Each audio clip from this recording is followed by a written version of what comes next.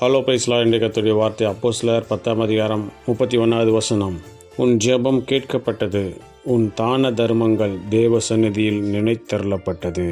பிரியமானவர்களே, அப்போஸ்தலரின் காலத்திலே 100க்கு அதிபதி, 100 பேருக்கு ஒரு அதிபதி தன்னுடைய வீட்டில் தேவனுக்கு உண்மையாக அவர் வாழ்ந்து வந்திருந்தார். அது மாத்திரமல்ல, ஜனங்களுக்கு அநேக தான தர்மங்களை செய்தார். நேரம் கிடைக்கும் போதெல்லாம் ஆண்டவரோடு பேசி கொண்டிருந்தார். உபவாசம் பண்ணி தேவனுடைய சமூகத்தை நாடினவராக காணப்பட்டார். அது மாத்திரமல்ல, ஜனங்களுக்கு அநேக தான தர்மங்களையும் சபையாருக்கு அநேக உதவிகளையும் செய்து கொண்டு வந்தார் என்று பார்க்கிறோம். அந்த நேரத்தில் அவர் எதிர்பாராத சமயத்தில் தேவதூதன் வந்து, கொர்நேலியோவே, உன் ஜெபம் கேட்கப்பட்டது, உன் தான தர்மங்கள் தேவ சந்நிதியில் நினைத்தருளப்பட்டது என்று சொல்லி அவருக்கு இன்ப அதிர்ச்சி கொடுத்தார் என்று பார்க்கிறோம். அதே போல் இந்த நாளிலையும் கூட அதே வார்த்தை நமக்கு ஆண்டவர் சொல்கிறார்.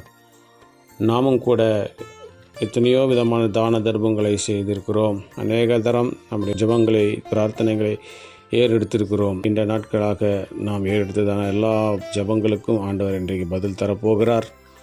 அதே போல் நம்முடைய தான தர்மங்களுக்கும், ஆண்டவருக்கு கொடுத்த ஒவ்வொரு காரியங்களுக்கும், ஒவ்வொரு காணிக்கைகளுக்கும் ஆண்டவர் பிரதிபலனை தரப்போகிறார். ஆகவே விசுவாசிப்போம். ஆண்டவர் இன்றைக்கு என்னோட ஜெபத்தை கேட்டிருக்கிறார். என்னுடைய ஜெபம் பரலோகத்தில் உள்ள தேவனிடத்தில் போய் எட்டியிருக்கிறது. இதற்குண்டான ஆசீர்வாதத்தை நான் பெறப்போகிறேன். என்னுடைய தான தர்மங்கள் அவருடைய சந்நிதியில் போய் எட்டியிருக்கிறது. இதற்குண்டான ஆசீர்வாதத்தை நான் பெறப்போகிறேன் என்று விசுவாசிப்போம். கர்த்தர் தாமே நம்மோடு கூட இந்த பெரிய காட்சி செய்ய வல்லமுள்ள தேவனாக இருக்கிறார். பிரார்த்தனை செய்வோம். எங்கள் அருமை நேசிக்கு தான பரலோகத்தின் தந்தை, ஆசீர்வதிக்கப்பட்டதான இந்த நாளிலேயும் நீர் கொடுத்த நம்முடைய வார்த்தைக்கான நன்றி செலுத்துகிறோம். உன் ஜெபம் கேட்கப்பட்டது, உன் தான தர்மங்கள் தேவ சந்நிதியில் நினைத்தருளப்பட்டது என்ற வார்த்தையின்படி ஆண்டவரே, நாங்கள் பண்ணின ஒவ்வொரு ஜெபத்திற்கும் நீர் பதில் தரப்போகிற தயவுக்காக நன்றி செலுத்துகிறோம்.